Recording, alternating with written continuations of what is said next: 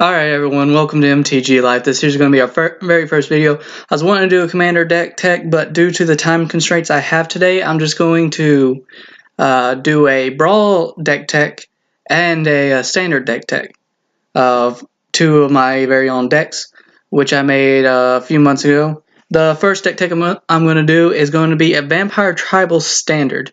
Now, you don't hear much about them anymore now that we've gotten into Dominaria. About to go into Ravnica, but Vampire Standard can set, due to the old Ravnica stuff, there's going to be lots more life gain stuff, and Ixalan and Rivals will both stay in rotation.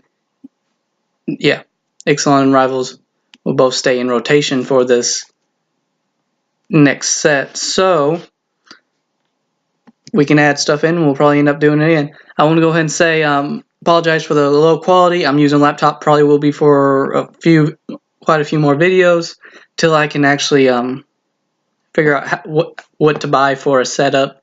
This is just me winging it all, everyone. I just want to say thank you for watching. If you don't like it, and you're never going to watch another one of these videos, comment please and tell me what you didn't like and what you think I can do to fix it, so I can at least make it better for other people. If you do like it, click like. Don't care if you subscribe. Well, I would like you to subscribe, but you don't have to. Just same thing, comment, let me know what you liked, what you didn't like, tell me what I need to do.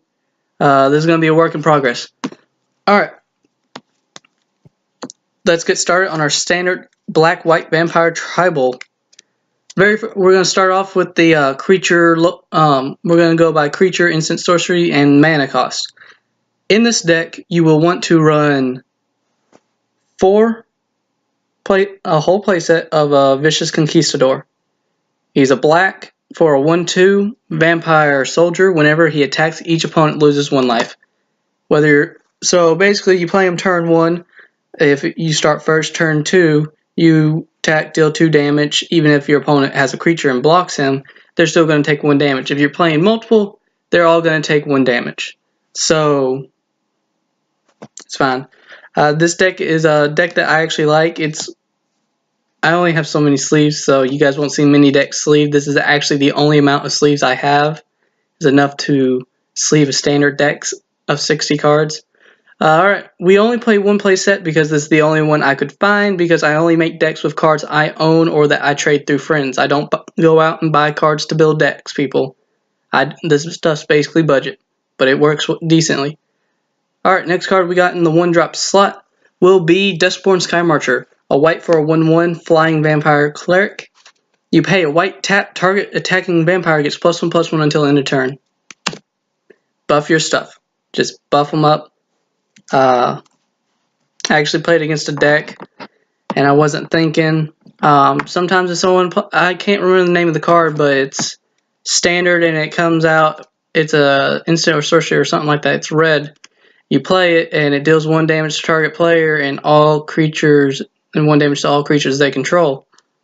Yeah, in this deck with all these little, we're going to be making some tokens in this deck too, so 1/1s, so if they try to do that, I kind of forgot to do this in the game. I should have. You could have kept a blocker and lived a few extra turns, possibly 1. You tap him, buff it up 1. It helps with buff, and if you're playing if you're about to hit with a life gain, just buff it up 1 more. I mean, or if it's going to kill. Alright, first 2-drop creature we have in a slot, and I'm actually thinking of playing more of these. This is the only one I have because none of my friends wanted to trade me any. Because they didn't want to make my vampire deck any stronger or anything like that. They didn't want to help me out with it. So I only have one of these till I can get more. Is Legion Lieutenant, a black and white for a 2/2. Other vampires you control get +1/+1. You know, there's a lot of for a while that card was going for like $2 if I remember correctly. We're not going to look at prices on stuff, but if I remember correctly, that was a decent price card along with the Merfolk one. We play 3 slots of Bishop Soldier, white and 1 generic for a 2/2 vampire soldier with lifelink. Early game, good, buff them up, all that. Especially great. Now, next slot we have is for Adonto Vanguard. We only play one because you don't want to be playing a whole bunch of these and trying to spend life. You're going to be gaining life, but you're not going to be gaining enough that you want to actually play a lot of these.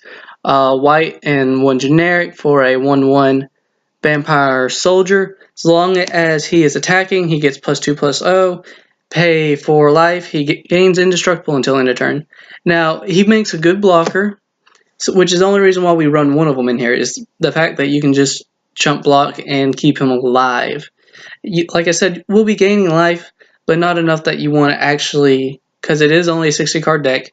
We're playing a bit more of a aggressive kind of life gain deck. We're more for going in and hitting with these little life linkers and buffing them up in this deck. We play a 3 count of Skyblade of the Legion. 1 white, 1 generic for a vampire soldier with flying as a 1/3. It's actually very good. If you didn't want to play the Adonto Vanguard, I would recommend putting in a 4th one of the Skyblade of the Legion. A lot of my friends whine and complain about them, like, it's just 1/3. Yeah, it's a 1/3/2 with flying. So, and you'll see what I mean in a moment. I'm actually going to set it to a side so that I can show you what I mean in a moment, along with that bishop soldier as well. Because there are some cards in here that can actually make that very dangerous. Now then, we're getting into our higher slots. Paladin's Bloodstained.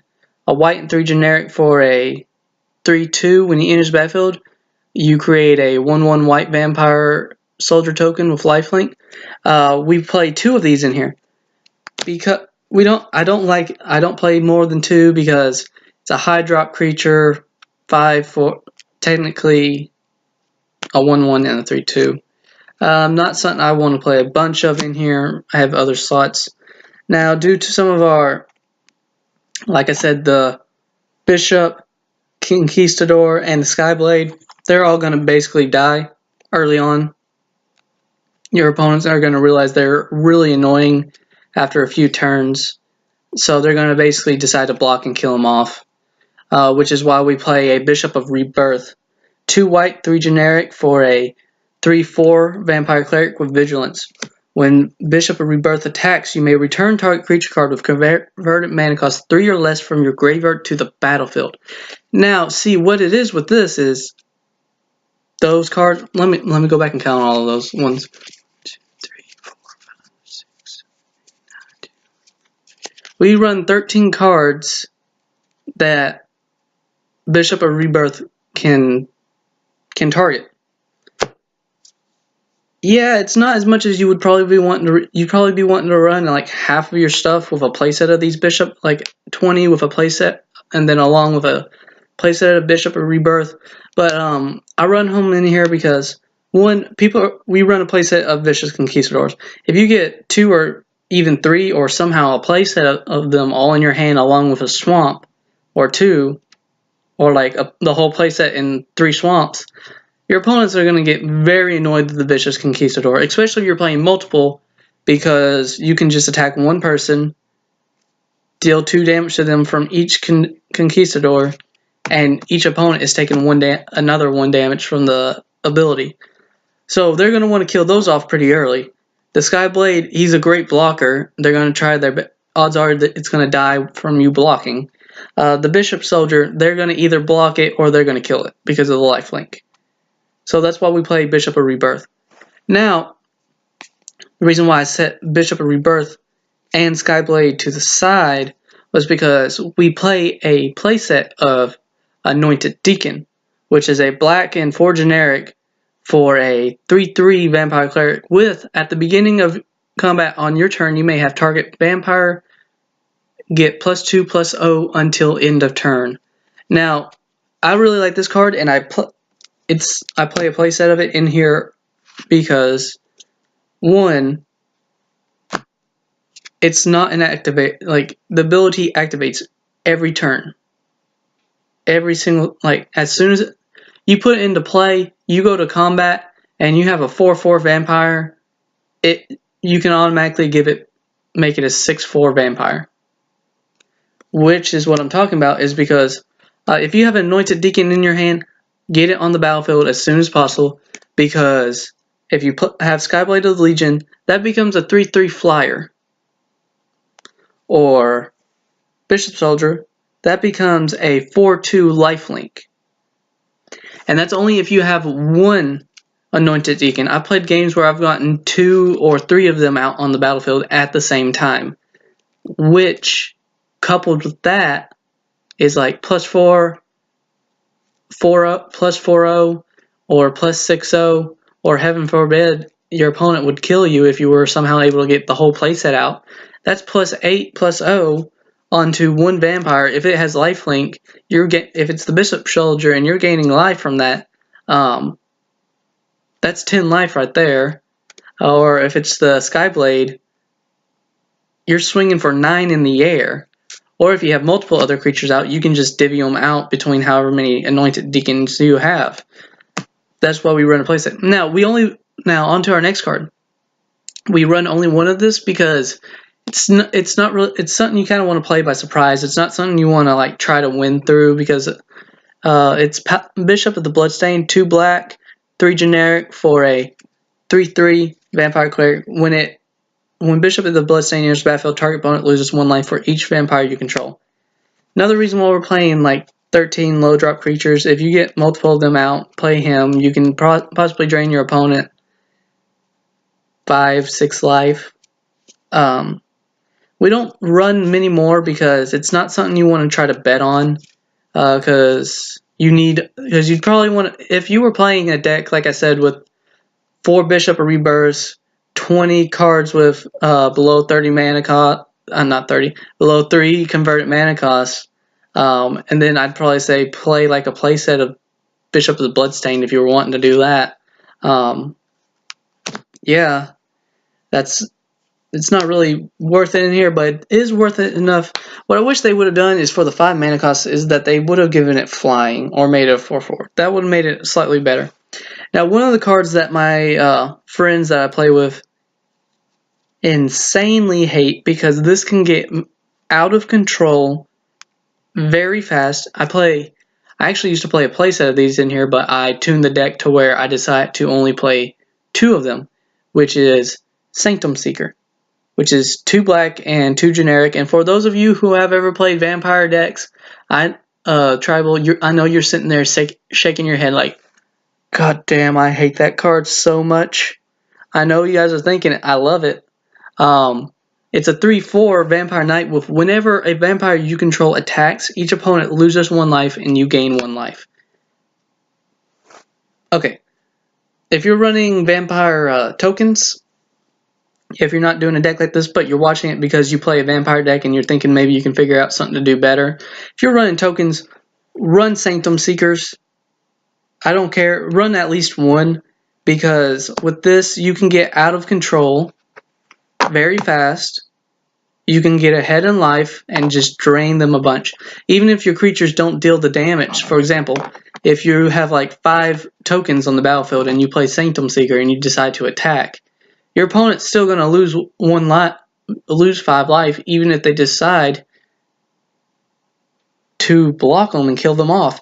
And then you're gaining 10 life because they're lifelink vampires, and you gain 5 life from the Sanctum Seeker. Not to mention, it targets each opponent. So if you're playing 3 other people, you're draining them for however much, and you don't even have to just attack one person, although you probably want to. So now, if you were doing the whole Bishop of Bloodstained playset, Bishop of Rebirth, and like 20 of this stuff, I'd probably recommend putting in Sanctum Seekers then.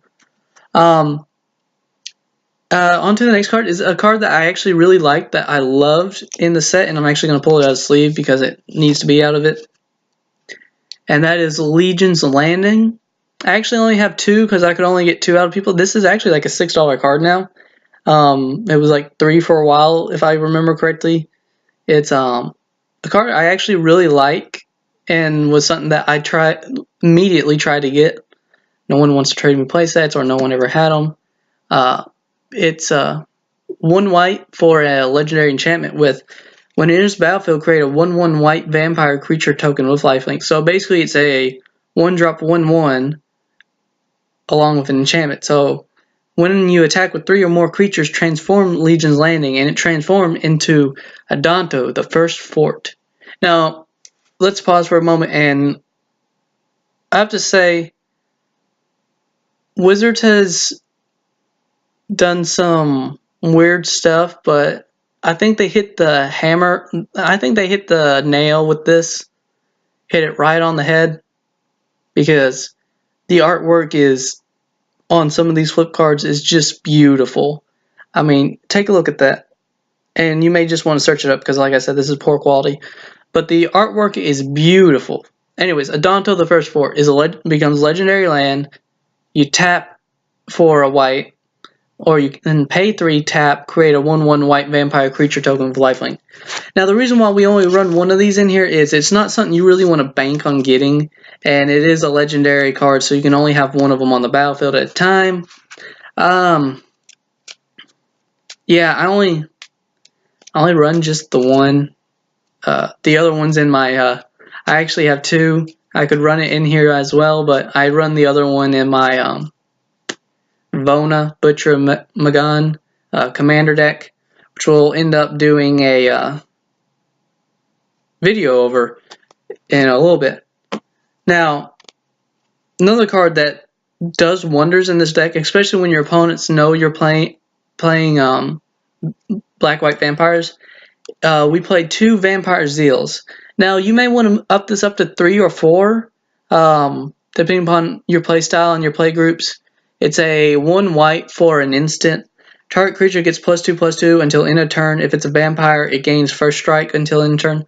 Okay, you can do multiple things with this. You can buff your creature if it's got lifelink to gain more life and deal more damage, or to keep it alive from a burn spell, or you can do this as a way to kill off an opponent's creature. Now, you see, I've done many times where if you don't have anything to do, you can just bluff your way with this card. Say you only have 1 card in hand and you got plenty of white mana. What I do is when I play my friends, they know I play Vampire Zeal. So if it's early on and they don't know what I'm doing, what I got in my hand, sometimes if you just take a planes and move it to the side, like you're about to getting ready to tap it for something in a response, sometimes they'll take a moment and think, does he have a Vampire Zeal in his hand? Sometimes it keeps them from attacking, especially if you're at low life, because they're like, I don't want to attack and lose my only creature, or lose a creature to that, and if your creature has lifelink, they don't want you to gain even more life from it. I don't know how many times I've bluffed my way through things with this card. I've bluffed like at least through like 4 turns in one game with this card. Another card we play in this deck, we only play one of, is Ashes at the Abhorrent. My friends yell at me because I say stuff a little weirder and different. Sometimes it sounds cool. It's 1 white and 1 generic for an enchantment with players can't cast spells from graveyards or activate abilities of cards in graveyards. That doesn't bother us. We're not playing graveyard shenanigans in this deck, and it just messes with other people who are Muldrotha. Whenever a creature dies, you gain 1 life. So if you're playing tokens, play this. You're going to gain a lot of life from those little 1/1s when they die. And from opponent creature stuff, I don't know how many times someone has decided to like board wipe, and I've gone up from like 5 life to like 30, and they forgot that I had Ashes on the field. Now, we only play. You guys can decide how you guys want to do these numbers of this stuff. I only play 1/ofs because I'm not really looking to control an opponent as much. I play a 1 Vanquish of the Weak, 1 black and 2 generic for an instant destroy target creature with power 3 or less. I've fought myself on figuring out whether or not to put in more of that or just take it out completely. I've just decided to just leave 1 in as a way to control something that I can't just like run past my opponent, because a lot of stuff you're doing in this deck is just like indirect damage, such as the Sanctum Seeker or the Vicious. I've won games where I never actually dealt direct damage, but maybe 4 direct damage to my opponent, and just drained the rest out of them throughout the game. Another one we run one of is Legion Judgment. Same thing as with the Vanquish of the Week. It's a 1 white 2 generic for a sorcery. Destroy target creature with power 4 or greater. It's the same story with that. I don't know whether or not to take it out or put in place that or what I would take out for it. If you guys got any comments on that, let me know. I mean, if I end up redoing this deck again completely, I'll be sure to mention y'all over if you guys gave me the idea for the cards. I mean, now the next card we play 3 of in here is Ritual of Rejuvenation, which is a white 2 generic for an instant. You gain 4 life and draw a card. Now,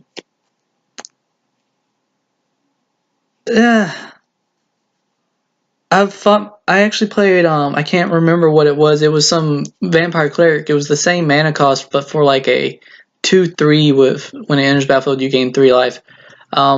I originally played that in this deck instead of these because I was going more for life gain and I was playing Avona in this deck at the time. But I eventually decided to take those out and replace them with the rituals because in this deck you need the card draw. I mean, just this 3 extra card draw, and you may even want to. I may even be this next card I may take out and just make a playset of these, because the card draw is what you really need. A lot of this stuff is actually pretty low convert mana cost in this deck. Yeah, so you can empty your hand within 3 or 4 turns. I may be taking out Queen's Commission and replace for another Ritual Rejuvenation. It's 1 white, 2 generic for an instant. You get 2 1/1 white vampire creature tokens with lifelink. This deck was originally token heavy, very token heavy. A playset of the Queen's Commission, playset of Call to the Feast, and all that stuff. I was just basically trying to overrun my opponent with bodies. Eventually, I decided just to tune it around and up a bit to where it is now. Now we do play 2 Call to the Feast, which is a black-white 2 generic mana for a sorcery with create 3 1/1 white vampire creature tokens with lifelink. We run 2 in here because you can easily use them as blockers or to gain more life. Another card that I only recommend really playing late game or if you're about to fatally die is Sanguine Sacrament, which is 2 white and X for an instant with you gain twice X life. Put Sanguine Sacrament on the bottom of its owner's library. It's good. It lets you gain twice the X life. I played one game where I tapped it and paid 4/5, got 10 life, went up from 3 to 13 and won the game because I was able to survive a few extra turns. We play 1 Vanquisher's Banner, which is 5 generic mana for an artifact with when it enters battlefield, choose creature type, which of course you're going to choose vampires. Creatures you control of the chosen type get +1/+1. Whenever you cast a creature of the chosen type, draw a card. It just helps with the card draw and buffs your creatures a little bit. Yeah.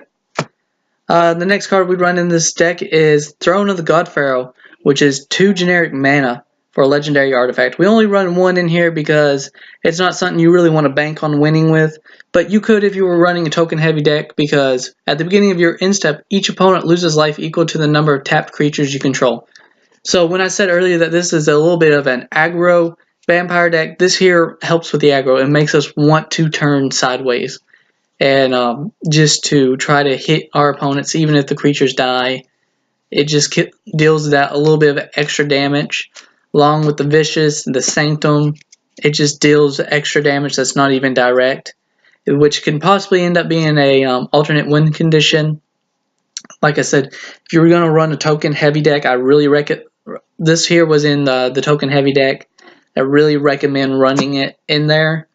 We also run an Oketra's Monument, 1 of 3 generic mana for legendary artifact with white creature spells you cast cost 1 less to cast. Whenever you cast a creature spell, create a 1/1 white warrior creature token with vigilance. First off, it gives you creatures. whenever you cast any white spell. 2, it makes all your white creatures cost 1 less. So your bishops only cost 1 white mana. Your Skyblades only cost 1 white mana. It just helps out. It helps save mana. And it gives you bodies. It gives you bodies to turn sideways with that Throne of the God Pharaoh.